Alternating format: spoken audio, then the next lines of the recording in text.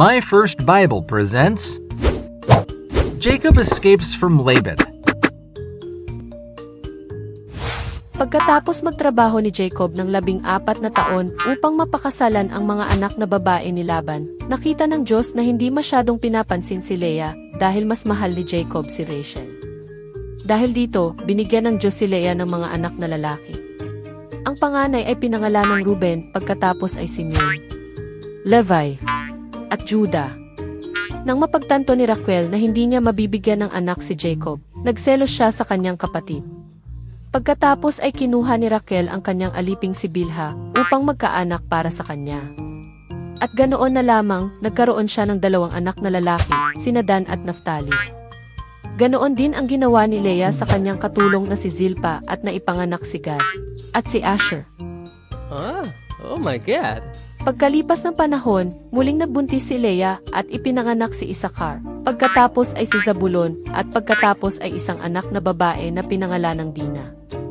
Sa paglipas ng panahon, nagpakita ng awa ang Diyos kay Rachel at pinayagan siyang magkaanak na pinangalanan niyang Jose.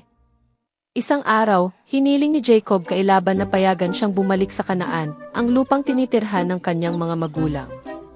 Gayunpaman, nagmakaawa si Laban sa kanya. Huwag, mangyaring manatili ka. Salamat sa iyo, pinagpala ako ng Panginoon. Ikaw ang magpasya sa gusto mong sahod at babayaran kita. Sabihin mo sa akin, magkano ang gusto mong bayad. Hindi mo kailangang bayaran ako ng anuman. Kung tatanggapin mo ang imumungkahi ko, patuloy kong aalagaan ang iyong mga tupa. Sa iyong kawan, ilalaan mo para sa akin ang lahat ng tupang may guhit, may batik, o may tuldok-tuldok, at ang lahat ng kambing. Iyan ang magiging sweldo ko. Ang natitirang mga tupa at kambing ay sayo.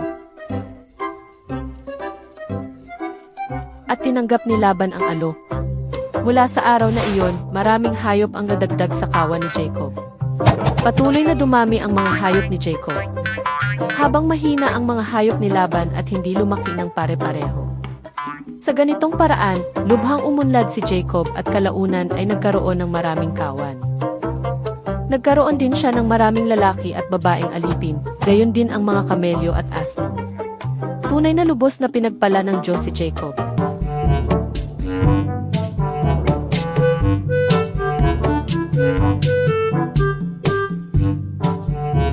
Comment and subscribe below!